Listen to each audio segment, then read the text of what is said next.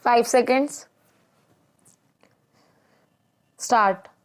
I had the privilege of being a witness and a participant in the unfolding scenario of emergence of a great India. An India where 130 crore people belonging to three major ethnic groups, practicing seven major religions and speaking 122 languages in daily lives live under one constitution, one flag and one administrative system. Not a single part of this vast territory of 3.3 million square kilometers of landmass and islands is unrepresented in the parliament.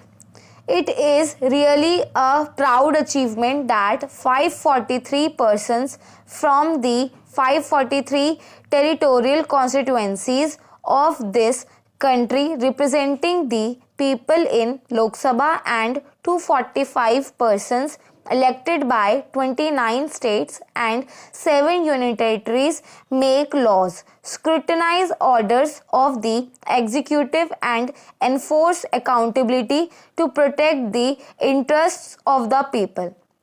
Each of these voices is important. It is unfortunate that the parliamentary time devoted to legislation has been declining. With the heightened complexity of administration, legislation must be preceded by scrutiny and adequate discussion. Scrutiny in committees is no substitute to open discussion on the floor of the House. When the Parliament fails to discharge its law-making role or enacts laws without discussion, I feel it breaches the trust reposed in it by the people of this great country. Through the instrument of ordinances, the executive has been vested with extraordinary powers to make laws to meet exigencies during a time when Parliament is not in session.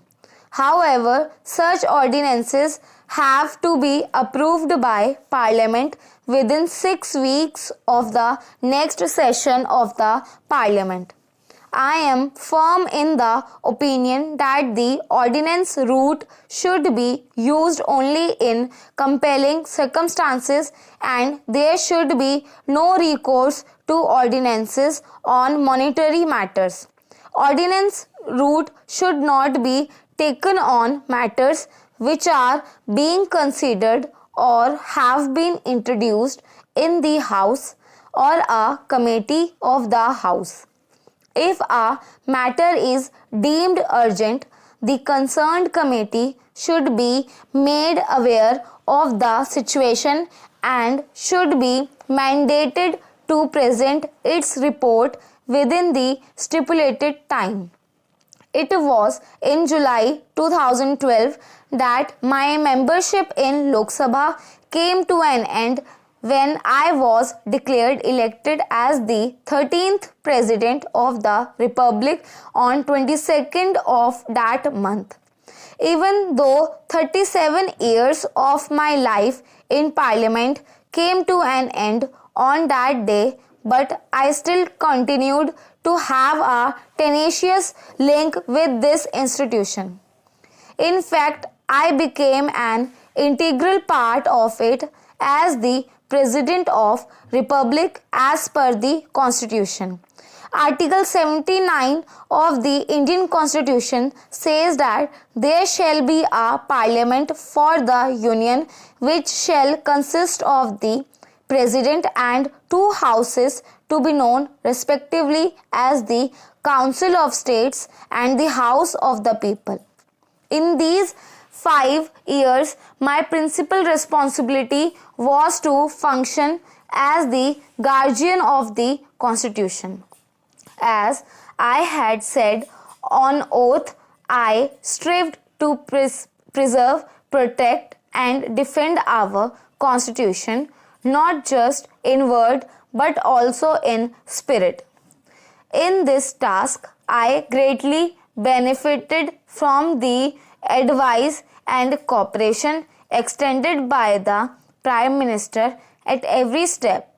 With passion and energy, he is driving transformational changes in the country. I will carry with me fond memories of our occasion and his warm and courteous behavior. As I retire from the office of the President of the Republic, my association with the Parliament also comes to an end. I will no longer be a part of the Parliament of India. It will be with a tinge of sadness and a rainbow of memories that I will be leaving this magnificent building today. Dear friends, with a sense of gratitude and a prayer in my heart, I take leave of you. I leave with a sense of fulfillment and happiness of having served the people of this great country through this institution as their humble servant. India has fascinated people from all over the world with her secularism and her culture. There are historical monuments, beaches, places of religious interest, hill resorts, etc. that attract tourists.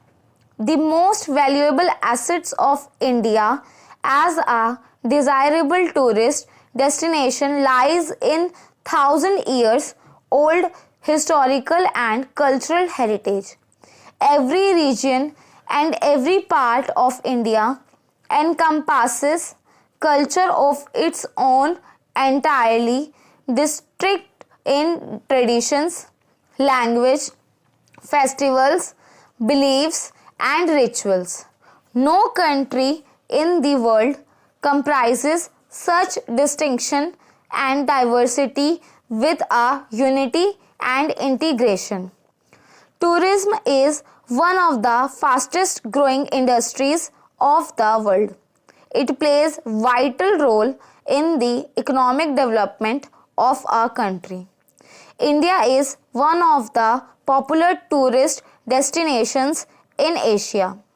Bounded by the Himalayan ranges in the north and surrounded by Arabian Sea, Bay of Bengal and the Indian Ocean, India offers a wide array of places to visit.